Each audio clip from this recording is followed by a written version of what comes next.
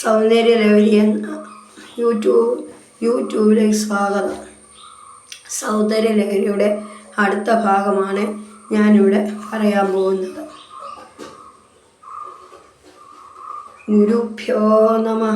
ശങ്കരാചാര്യ മധ്യമ സമാരംഭ ശങ്കരാചാര്യ മധ്യമ അസ്മദാചാര്യപര്യന്ത വന്ദേ ഗുരുപരമ്പര. സൗന്ദര്യലഹരി കർത്രേ സർവമംഗളദായികേ ശങ്കരാചാര്യവര്യായ യതിരാജായതേ നമഃ. 9ാമത്തെ ശ്ലോകമാണ് ഇവിടെ വായിക്കാൻ പോകുന്നത്.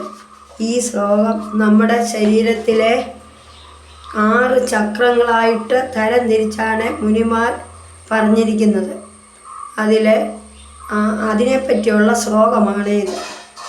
മഹീമൂലാധാരേ കമവിമണിപൂരേ ഹുതവഹം സ്ഥിരം സ്വാദിഷ്ടാനേ ഹൃദിമരുതമാകാശമുപരി മനോവിഭൂമധ്യേ സകലമവേദിത്യ കുലപഥം സഹസ്രാരേ വൽമേ സഹരസിവത്യാ വിഹരസേ.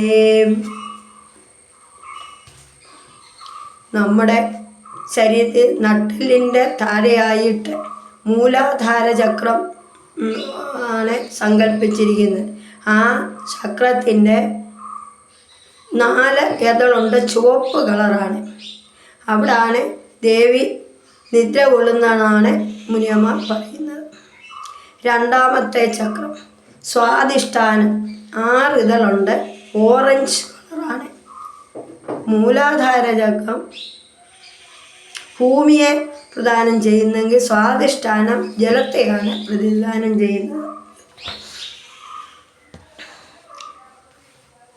അടുത്തത് മണിപൂരകം.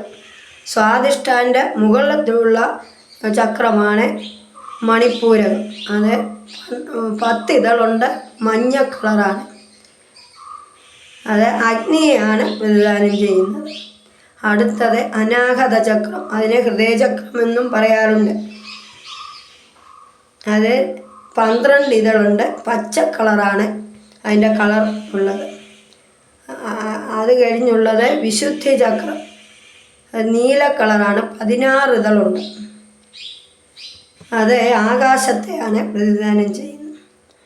അടുത്ത ആജ്ഞാചക്രം, നമ്മുടെ 2 പുരികത്തിൻ്റെയും ഇടയിലുള്ള ചക്രമാണ് ആജ്ഞാചക്രം.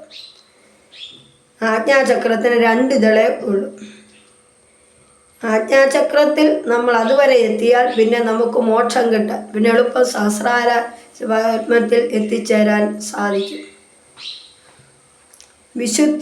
ആജ്ഞാചക്രത്തിന് 2 ഇതള് വെള്ള കളറാണ് കൊടുത്തേക്കുന്നത്. ആജ്ഞാചക്രം കഴിഞ്ഞുള്ളത് സഹസ്രാര ചക്രം, 1000 ഇതളുള്ള സഹസ്രാര ചക്രമാണ് ഉള്ളത്.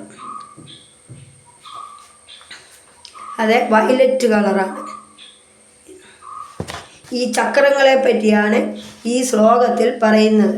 ദേവി ഈ ചക്രങ്ങളെല്ലാം നമ്മുടെ ഉപാസന കൊണ്ട് ഈ ചക്രങ്ങളെല്ലാം ഭേദിച്ച് സഹസ്രാരത്തിൽ ദേവിയുടെ അടുക്കൽ എത്തിച്ചേരുമ്പോഴാണ് നമുക്ക് മോക്ഷം കിട്ടുന്നത്. നമസ്തേ.